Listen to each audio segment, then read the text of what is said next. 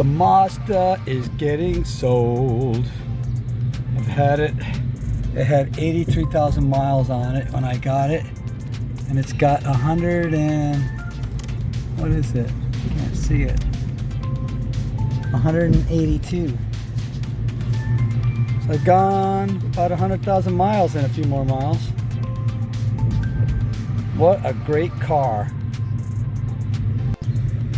But, I mean, it's got the original alternator and starter as far as I know.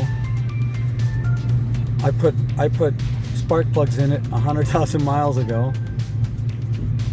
I don't know if I changed the fuel filter. But I haven't, I mean, I've always done oil changes. And I've dropped the oil pan twice. Let the oil out of the oil pan.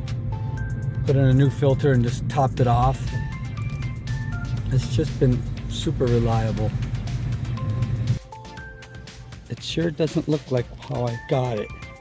Well, I knew it was a salvage car, but what a great car. And this is my newer Mazda 5. It's a 2014. It's got a little bigger motor, 2.5.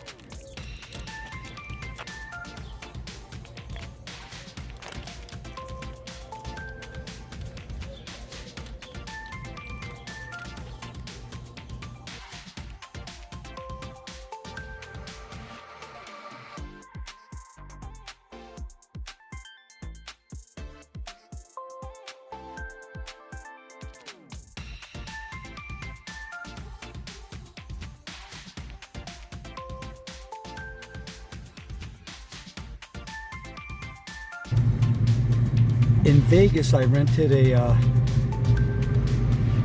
RT van, and it was a lumber wagon. It was super comfortable, had a ton of options. It really was comfortable, but it just didn't handle for crap, didn't have any power. I mean, for like a vacation or something, it'd be much better than a Mazda 5. But for driving and going around corners and stuff, the Mazda 5 is way better. And it was just kind of gutless. I thought, it's an RT, it's going to have some screaming V6. Well, this one didn't. It didn't. This car would beat it in a race for sure. Maybe if you know, the one thing about the Mazda 5 is when you pile a ton of people into it, then its shortcoming becomes apparent. It doesn't, it's 3,450 pound vehicle with 4-cylinder. 160, well, this one's 157, but the newer one's 163 horsepower. And it's fine until you start going up hills, or when you have 6 people in it, you really notice it.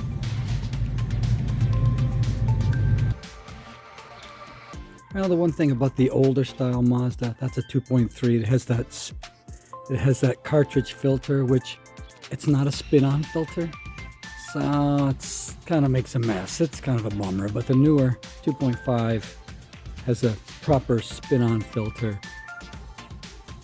The older Mazda, the cruise control can work without having to turn it on. So when you get in the car and start it up and drive it, you can hit the cruise right away. Whereas this one, every time you have to turn it on. The newer Mazda also doesn't have a temperature gauge. I don't know if that matters to you or not. This Mazda has just under 100,000 miles that I put on it. It has 182. I got it at 83. So I've almost put 100,000 miles on it. In that time, here's what I've had to do. I put a driver's axle in it. Power steering pump. Mazda fixed that with some kind of warranty, recall. Motor mounts at least twice.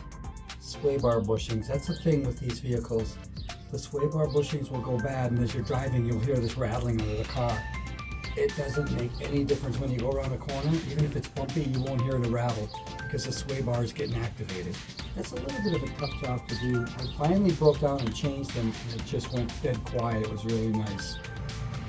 Other things, I've never changed like a water pump, or I put the plugs in 100,000 miles ago. I've never changed them. I'm pretty sure I could get in there and get 30 miles to the gallon if I try to. It'll get 30 miles to the gallon if you're not using the AC, like going to work. It's kind of like half rural and half city. And I have got 30 miles to the gallon. It's not easy. You really got to take off easy. You know, in some situations you don't want to hold everybody up. The 2008 has 17-inch wheels with 50 series tires, where this one has 16s and the tires are a little taller. So it doesn't have that cornering feel of the older one. It's a little more planted around corners. The 2.5 definitely has a little bit more steam, just a little bit. You're talking about a 3,450 pound car, and it's fine, but if you fill it up with people and start going up hills, you'll notice it's a little underpowered. All in all, I would recommend these to anybody because they're really great cars.